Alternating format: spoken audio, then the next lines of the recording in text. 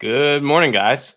So we are back for morning update. I think we got an interesting week where we finally got some sort of late news that I think is really going to be a big impact. I mean, I think the Kyron Williams news was a big impact, but we didn't get that till 10 minutes before lock the other day. But this is one where we got overnight news that that matters a lot. So I guess I'll just right off the top I'll talk about O'Connell. So Jimmy Garoppolo did not clear, and I think we're just going to see this season guys aren't going to clear the concussion protocol in 1 week anymore. I think it seems like that's probably not going to happen for the most part, probably especially quarterbacks. So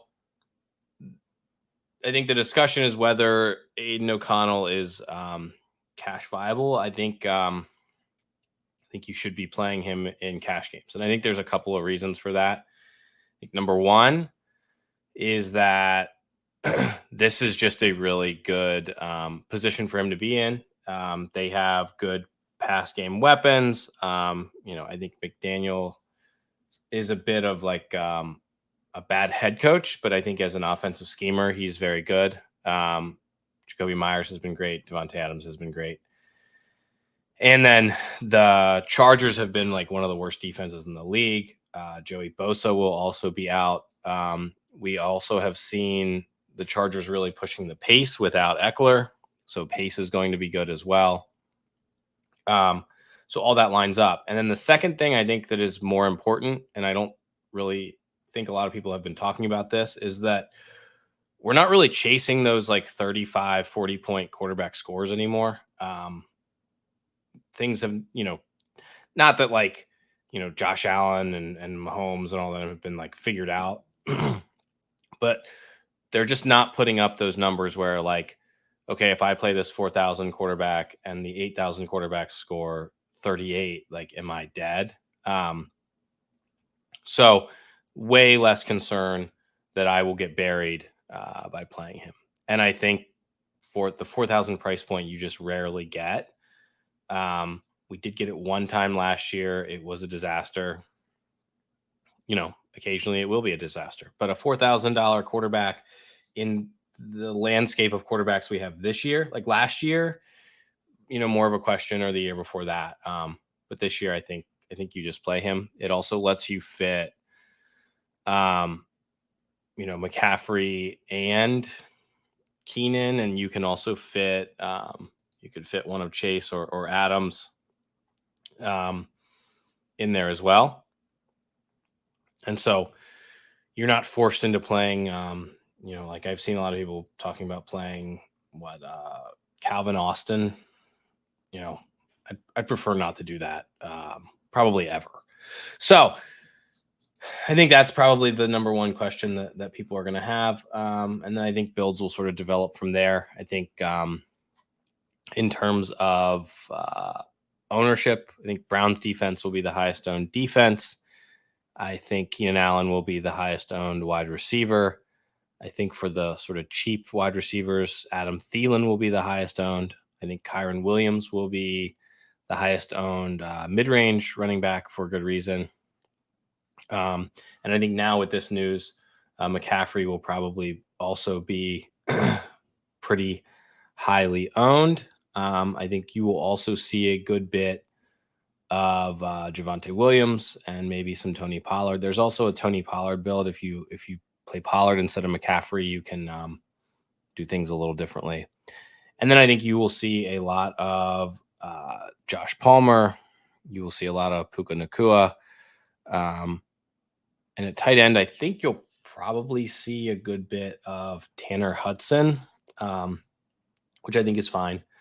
And we may get Harrison Bryant if Njoku does not play. It looks like Njoku is pushing to play, but I think that will probably be determined by the team, and we'll probably get some updates on that through the morning. Okay. And someone else had asked about Devontae Adams. Devontae Adams, Jacoby Meyers. I think using the optimizers like last night, using projections around the industry, one of the stacks that you would get a ton of was Garoppolo with Adams and Meyers. And so I don't think people are going to do that now. Like, I think people are going to play Aiden O'Connell in cash games, but they're not going to like double stack him in tournament. Hand built teams probably, but I think optimized teams probably won't. So that's something I'm going to play around with. This is still a good game. I don't think O'Connell is that big of a downgrade from Garoppolo. He's been abysmal this season. So I would probably play him essentially the same way that I would have played Garoppolo. Maybe actually a little more excited, just hoping that he has a little bit more juice. And someone else had asked, I think this is just more of a general construction for cash games question. To play Richardson and Moss, and Allen and Palmer. And I think that's fine if it really is the best team. Richardson and Moss is probably a hard one for me because they essentially play a very similar position inside of the 5. And so, if you think, the Colts are going to score 4 touchdowns, and for sure they're going to do that, playing both of them is great. You can capture all 4 touchdowns. But I'm not sure the Colts are really quite there yet to where you can say, I know I'm going to get all 4 of those touchdowns. But we do know that Moss is like the only one playing out there, and you would get those. I know back in the day when lineup construction was a little easier, playing, a top quarterback and a top running back from a team was something that happened a lot more often than it does now. And people weren't as good. So you could just like say, okay, I'm going to get 35 points between my quarterback and this, backup running back playing all the snaps. And that was enough. So you need a little bit more usually this year. So I probably wouldn't do it, especially now. But I think it's better than most people will tell you. It's just harder for me with Richardson and Moss. I do think O'Connell will probably be, by 1 p.m., probably the most popular cash game quarterback. I think the other one will be Richardson and then maybe a little bit of Russell Wilson. I also think this will push Russell Wilson's ownership way, way down. Because he was kind of that guy that people were playing, to get up to a couple other options, and now they don't have to do that. So I like him a lot more in tournaments now. I didn't love Wilson at like 15% ownership. Now you're probably going to get like 7, 8, 9, and I think that's pretty good. Someone else had talked about Fields. I think Fields is in play on FanDuel. I'll slide over there. He's a great price on FanDuel. I would not play him on DraftKings, especially now with other value. Just think, for Fields, last year he was like a threat for the 100-yard rushing bonus every week and multiple rushing touchdowns. It just doesn't seem like he's got that right now. But on FanDuel, 7,200, where he's, pretty significantly cheaper than the other top quarterbacks. I think he's a pretty good play. But on FanDuel in tournaments, I would be playing Joe Burrow over him, like 10 out of 10 times. Probably even Wilson over him in tournaments there too. But as for cash game values, I think Fields is really, really good on FanDuel. If you can get to Richardson with that extra 400, I think that's pretty good too. And then let's see, for the rest of what you're going to see over there, you're going to see a lot of Javonte Williams. I don't love Javonte Williams because he's not playing, a full role. He's not, he's like the 1A, like barely. But at FanDuel where he's 5,800, he's going to be pretty owned because it's just a great price. And then Joshua Kelly, where you're sort of touchdown hunting, especially with a backup quarterback in, is a really good play, and he's going to be really, really owned on FanDuel. Where he's not catching any balls on DraftKings, he's like unplayable. But on FanDuel, he's in a really good spot. And then I think you're going to see a lot of either Pollard or McCaffrey on FanDuel, and then people are going to sort of go from there. Wide receiver, on FanDuel. Jamar Chase will probably be the highest owned in cash now. I think it was going to be Devontae Adams. So I'm not sure if people are going to play him. I think I'd still be fine with it. But I think you're going to see more Chase now. And then Keenan Allen is like a kind of a hard sell over there at 9,500. He has been the best wide receiver, but I just don't think you can really pay that. Otherwise, at FanDuel, it's the crapshoot that you get every week where every player is the same price. I think you will see a lot of Chig and a lot of Zach Ertz in there, maybe some Tanner Hudson, but you don't get as big of a discount on FanDuel. And then at defense, I think you will see the Eagles and the Chargers as the two highest owned there. As ownership projections update, I think the Chargers will become more and more popular. 3,900 facing a rookie quarterback, even though they stink. So, getting into some tournament discussions, we are the most popular game is probably going to be the Miami Buffalo game. And I don't think that is going to change now, with Aiden O'Connell. I think you might see some like Aiden O'Connell teams, and this is something that I have done in the past and like to do, where you would see Aiden O'Connell with like 4 skill players from Miami and Buffalo. So that lets you, fit those guys in. They're all really expensive. I know we have gotten a little bit of news on, I don't know if I would really call it news, but apparently A-Chain has earned an extra, a little bit more workload. I think that's fairly obvious. I'm not sure he's really the starter over Mostert or anything like that, but obviously I think now it's probably a bit of a split there. One guy who I think is, always a popular topic of conversation is James Cook. Don't think his role has really changed. I think he is still just sort of the between the 20s guy. But you will see him a lot in these Miami Buffalo builds for sure.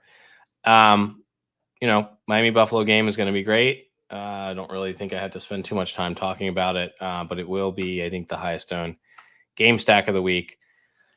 And then I think the Chargers Raiders was going to be the second highest owned with the Garoppolo builds and the Herbert builds.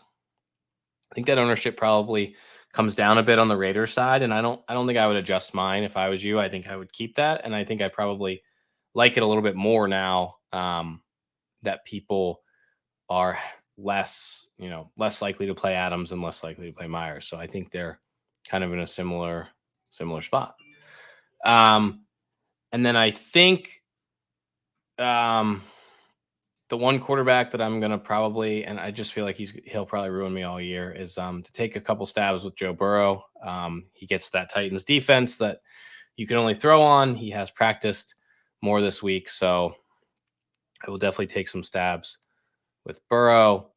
And then the Russell Wilson stuff. I will probably up my exposure to Russell Wilson now that we got Aiden O'Connell. And I think Judy would probably be my top pairing with him. I think the field will likely go to Sutton and Mims, and I think both of them are good plays. But if we sort of, squint and hope that Judy is finally back to shape, this will be good time to use him.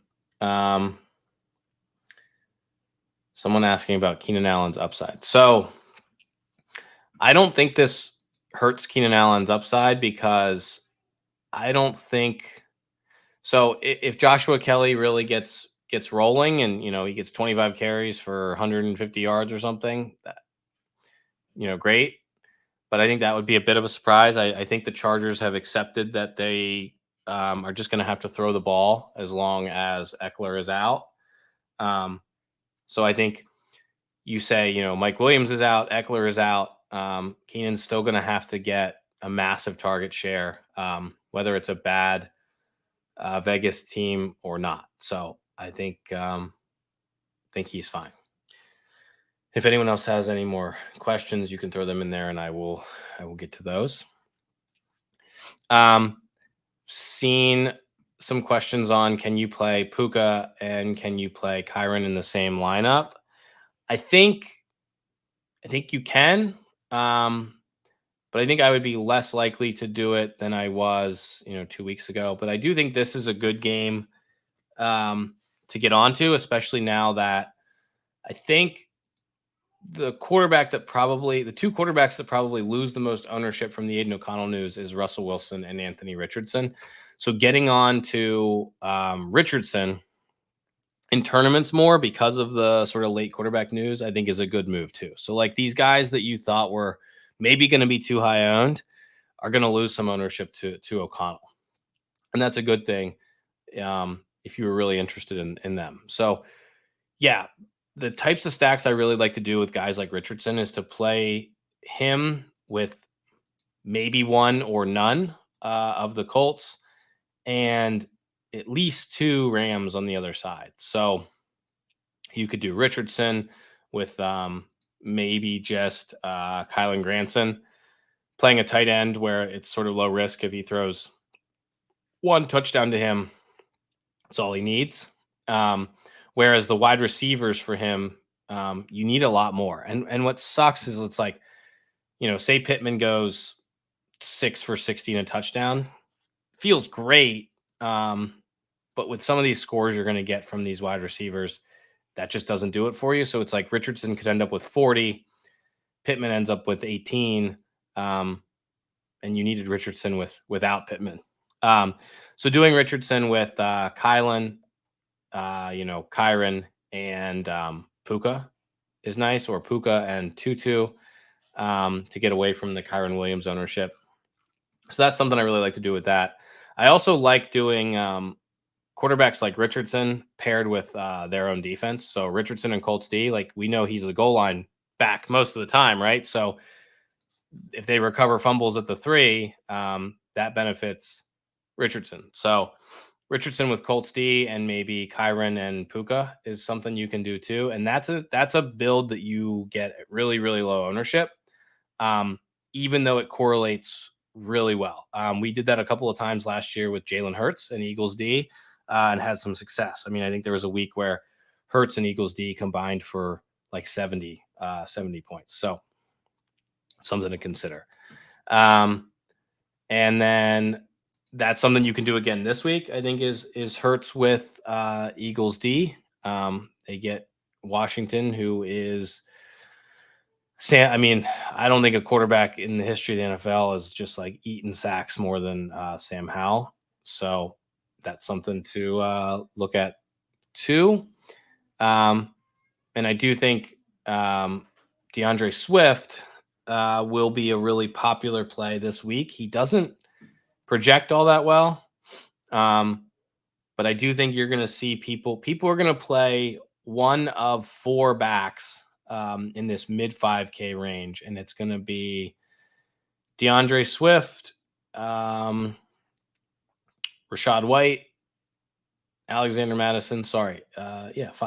Alexander Madison, Miles Sanders, Javonte Williams. So you're going to see builds that have one of those guys, and I feel like you kind of are going to have to get one right. Swift probably projects the worst, but he might actually be the most popular of that group. I would probably like him paired with Eagles defense, and you are really just hoping that they pour it on them and they're not just doing a bunch of tush pushes. Because I think Swift is going to be kind of similar to James Cook. I think he's better than him. He's on a better running team. But you're going to see a lot of times where Swift gets you like an empty 100 yards with no touchdowns or no goal line carries. Let's see who else. Oh, I guess some other. I didn't do any injury news because just jumped right into Aiden O'Connell. The other news for injuries, Miles Sanders is expected to play. It sounds like he's fine. I know we were all sort of hoping to get Chuba, but I think Miles Sanders is fine. I do think getting Bryce Young back dings his role in terms of catching passes. But I think he's been one of the more steady running back, and running back is a disaster. So he's been one of the more steady running backs that we've had. Debo is expected to play. Watson, they're saying he's expected to play, but it sounds like he's going to have to work out on the field first. And actually, someone just asked about Jerome Ford, and that's kind of what I was going to get to. I think if Watson is good to go and like totally fine, then Jerome Ford is a guy who's gotten lost in the shuffle because everyone was expecting Watson to be out. So they dinged Ford's projections. And then I think they're kind of like waiting to get the official news before they bring his projection up. So in that mid 5K range, Ford is a guy who's just sort of like really fallen down that projection tree. And so he's a guy that I would definitely be interested in with the Browns defense that's going to be really popular. So I'm hoping for Watson. I think that offense will be a bit of a disaster if Watson doesn't play. Not that Watson's been great, but I would want him in there. And Ford's a guy that I'll definitely be bumping my projections manually with news that Watson's probably going to play. It sounds like Carr is expected to play, but I think he's probably going to be limited. So I do like the Bucs defense paired with Rachaad White. I just don't really trust a guy with a shoulder injury who was expected to miss like multiple weeks. Higbee's in, Justice Hill's in, which just makes the Ravens backfield like just disgusting. Eli Mitchell's out, which we've seen in the past has been a boost for McCaffrey. I still think those other guys will play if they like really just like pour it on Arizona. But it's like, if they're up 21-0 to Arizona, then McCaffrey probably got there. And let's see, Chase Claypool's out. Doesn't really matter because you're not playing pass catchers on the Bears anyway. And I think someone had mentioned James Conner. I think I've been okay with Conner for the start of the season, but I think this is probably where I give up on Conner. I think the 49ers are just, Cardinals have played above their head. I think they'll play above their head again today, but not sure they can keep up with San Francisco.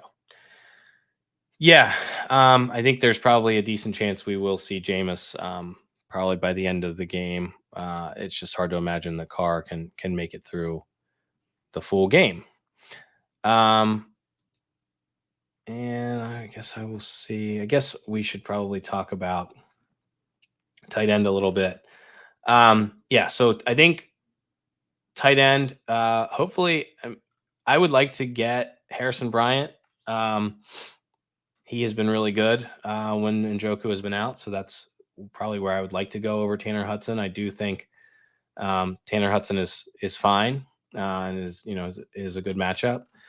But then other than that, I think you will probably see a pretty big range of tight ends. I do think Freiermuth projects well, so you might see a good bit of him in that mid-range, and then Zach Ertz projects well. So you'll probably see a good bit of him in that mid-range. And then other than that, I think you can kind of play who you want. Mark Andrews is going to go under-owned because he's been so bad, but if there's a spot for him to get right, this is probably it. And then, Durham Smythe is not going to be owned again after being popular last week. Kylan Granson, I would not chase Donald Parham. I think he ran like 15 routes, scored 2 touchdowns. He's a guy like the only way you can play Parham is like in a full game stack paired with Justin Herbert, because really you're just hoping for those those dunks in the end zone. That's really all he's doing. So otherwise, I think that's the majority of the slate. I think this is a week where we will need to be following for some updates closer to 1 p.m. I will be in Discord. I will answer questions you guys have there. And then I will see you next weekend.